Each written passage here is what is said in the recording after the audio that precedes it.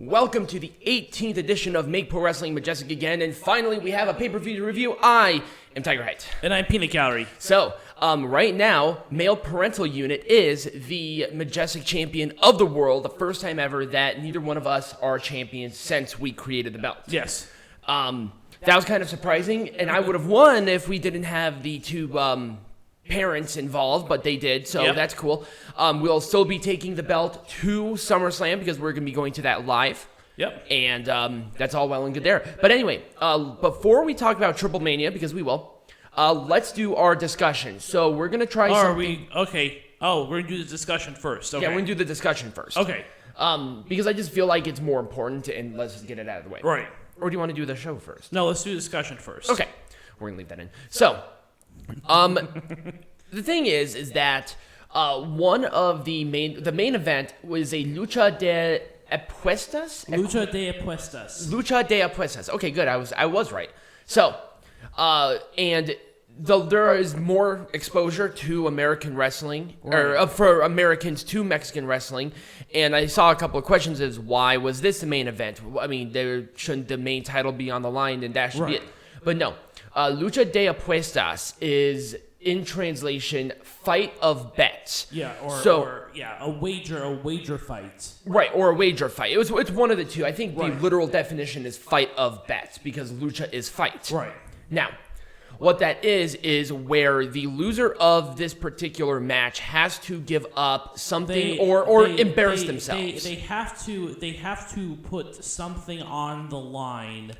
So it's a wager bet. So it's a wager. So it's 1-1. So you wager something, I wager something. Exactly. We had versions of that. I know TNA did a few of those. WWE's done a few of them too. Yep. But they didn't call it Lucha de Apuestas because that's because this is the big match. Right. Any Lucha de Apuestas match will always be the main event because what they put on the line is more significant than the championship. And that's always been regarded in Mexico as something that's more important than the championship. Yes. Now, the different variations that we have seen as it relates to this kind of match is mask, hair, hair, mask title, hair title, mask career, hair career, career, and then bet for the name. The only example that I can think of when they did bet of the name when the two La Parcas faced each other at Triplemanía, like in 2001, I think. That was the only time that existed, but that is still technically a Lucha de Apuesta. Yeah. The first match of this kind happened on July 4th, 1940, in a title versus hair fight. Right, and see, that's kind of, relatively speaking, that's pretty recent.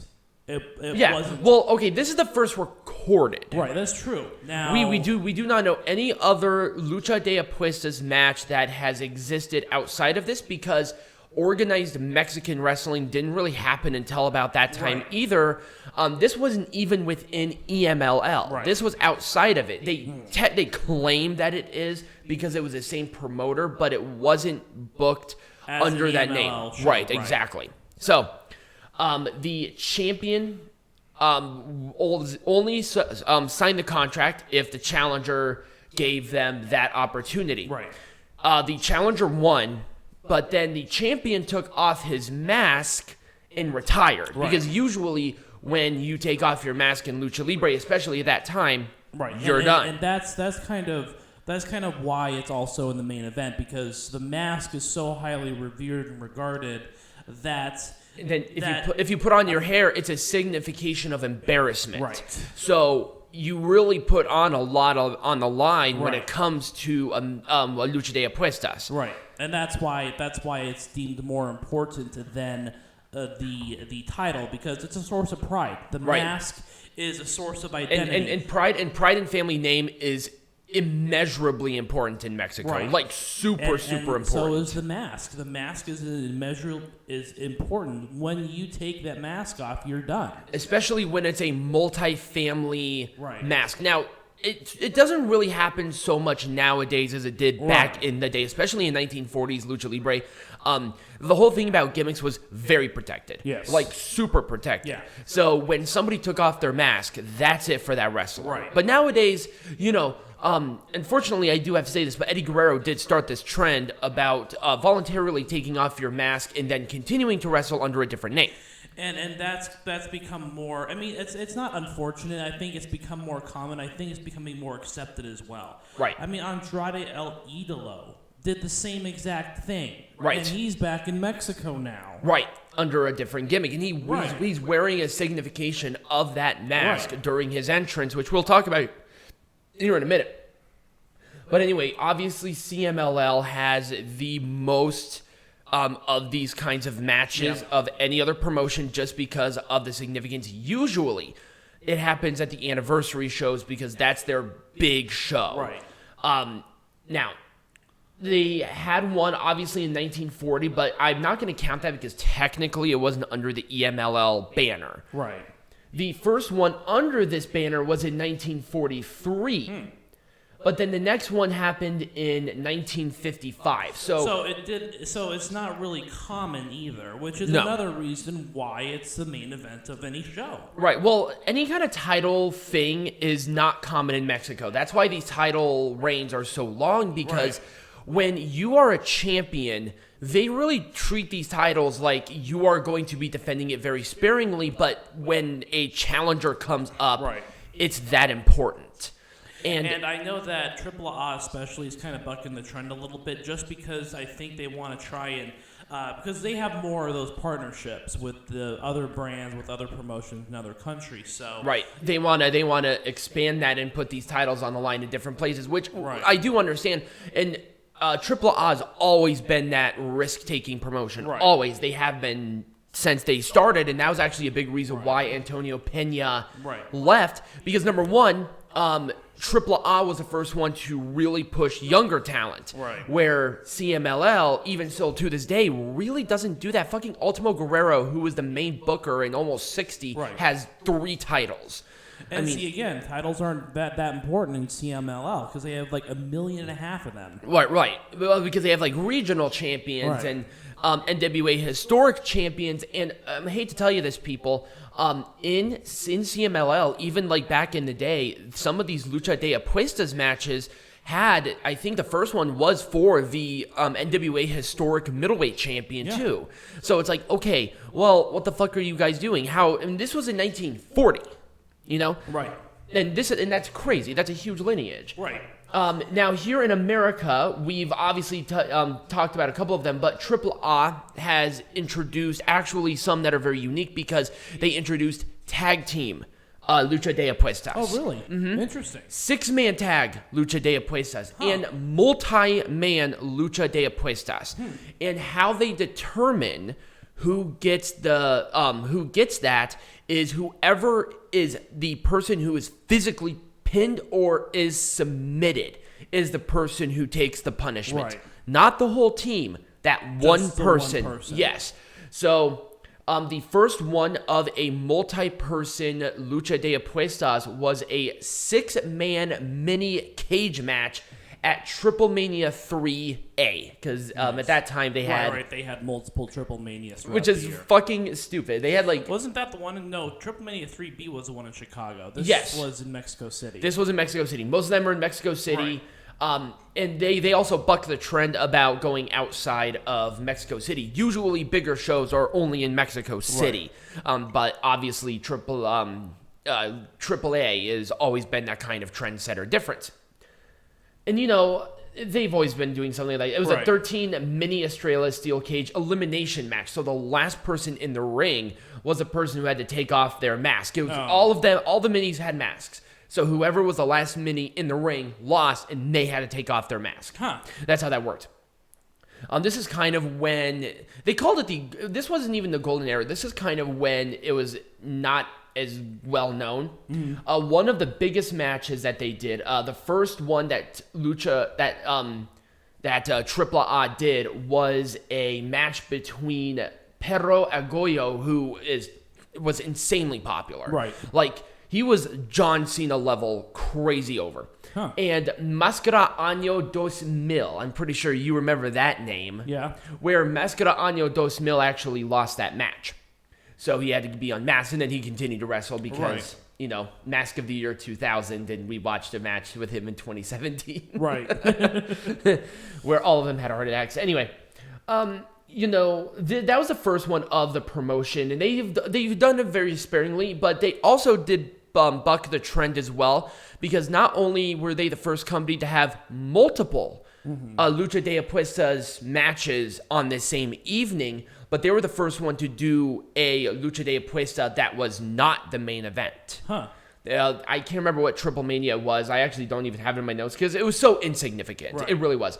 The ones here in the United States, the first one actually recorded, to my knowledge, at least when it comes to WWE, was Roddy Piper and Adrian Adonis in a hair versus hair match at WrestleMania 3. Right. Now, was that directly inspired? Well, I mean, Lucha. I'm pretty sure that it was inspired by it, but was that ever confirmed? No. Okay. Lucha de Apuestas is more of just a general term that you're putting something else on the line. Right. So like both people are putting a title for title match is a Lucha de Apuestas match by definition. Right. So it's not. It's. I guess it's more of a definition than it is an actual match stipulation. Right. That's really what it is, and they've always called it Lucha de Apuestas because that's just kind of what they did, and that's how they've always marqueed those matches. Right. Exactly. Not mask versus hair, or hair versus hair, or mask versus mask. It was always Lucha de Apuestas. Right. They don't really do that so much anymore. They just have the term Lucha de Apuestas just for the history, which is fine. The match between Triple H and Kane back in 2003 on Raw, where Kane unmasked, that was a title versus mask match. That was a Lucha de Apuestas. We had a Randy Savage and Ultimate Warrior. That was career versus career at WrestleMania VIII. I think that's 8. Yep. Ooh, I'm so good at everything I do. Rey Mysterio and Chris Jericho had a match at Over the Limit. That was CM Punk and Rey Mysterio had that. It was a mask versus hair, and CM Punk got shaved bald. Right. Then he started to wear a mask, ironically. Right. What I was thinking was the match between Chris Jericho and Rey Mysterio for the Intercontinental Champion. Yep. That was another, title versus mask. And then obviously the one that I think you even brushed on very briefly was the Bound for Glory match between Sting and Jeff Jarrett, title versus career. Oh, I was talking about the one where McFoley, Kurt Angle, Jeff Jarrett, and Sting were in a 4-way match, and each one of them had. That's another Lucha de Apuestas. I believe that was a hardcore match. Let's talk about. Vince McMahon, Donald Trump. Even though they had surrogates, it was hair versus hair. It was hair versus hair. That's a Lucha de Apuestas. Yeah.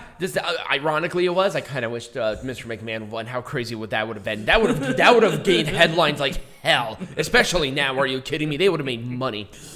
But you're not going to get Donald Trump to shave his hair. No way. No. That's funny.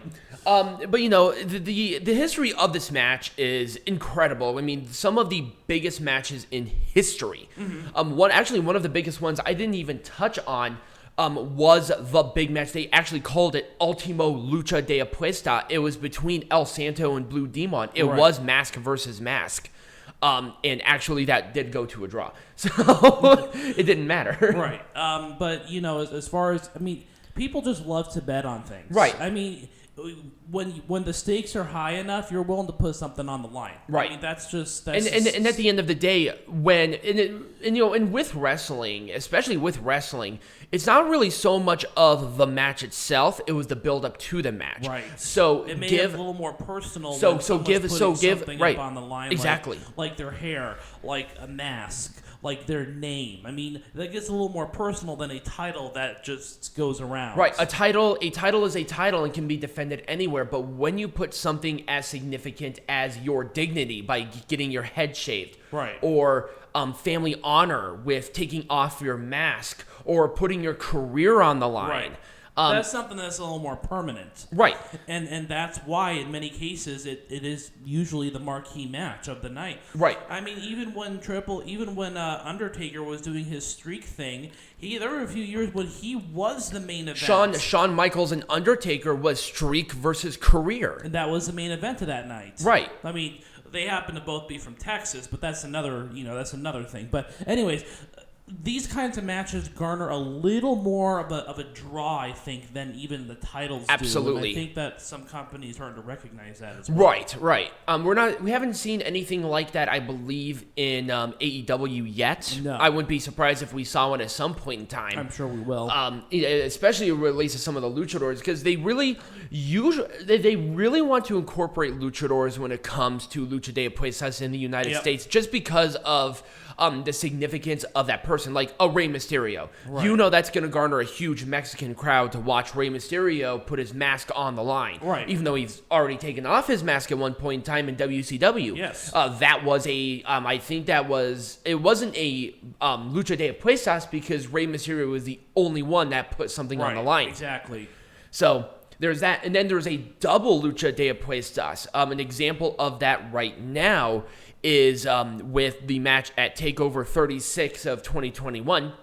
It is Cameron Grimes and LA Knight for not only the title, but if Cameron Grimes loses, Ted DiBiase becomes LA Knight's butler. Right. That's a double Lucha de Apuestas. Right. Well, so, it's more like a 1.5 Lucha de Apuestas. Right. I mean, if someone loses and someone else gains, but at the same time, it's kind of a it's like what your example with the four-way, where one person in the four-way puts something on the line. That's a Lucha de Apuestas. Yeah, just more people. That very rarely happens. I think that there's only been like 2 or 3 times ever in recorded history that's happened. But whenever something like that does happen, you know that it's important enough to kind of be something worth watching. Right. An example of this, and we'll really brush on it more when it comes to the main event of this show. Yeah. Triplemanía between Psycho Clown and Rey Escorpión. They really built that match into something where, okay, they got to put something on the line at this point because they want to get at each other. Right. And how many years have they been in this rivalry? This rivalry literally has been going on for, I think, like 8 months. Oh, yeah. So I mean, it's not years and years and years long, but there definitely is a connection there. Right. There's a connection, but they were attacking each other at their homes, right, outside. Like, it's definitely been personal enough to do that. It was definitely not El Santo and Blue Demon kind of rivalry, because there's not an El Santo or a Blue Demon kind of star right now, no matter who you ask. Right. I mean, Ultimo Guerrero is going to be... I mean, he's going to live on for a while, but he's no Blue Demon or El Santo. I mean, goddamn, we still talk about them, and they were the stars of the 50s, 60s. Right. So, that's just kind of our little discussion there, where you kind of have like a little hybrid on that. Let us know what you think. Do you like Lucha de Apuesta matches? Were there examples that maybe we didn't even touch on that were really significant? We want to hear from you guys in the comments. And, so when we come back, we'll be talking about Triplemanía. Yep.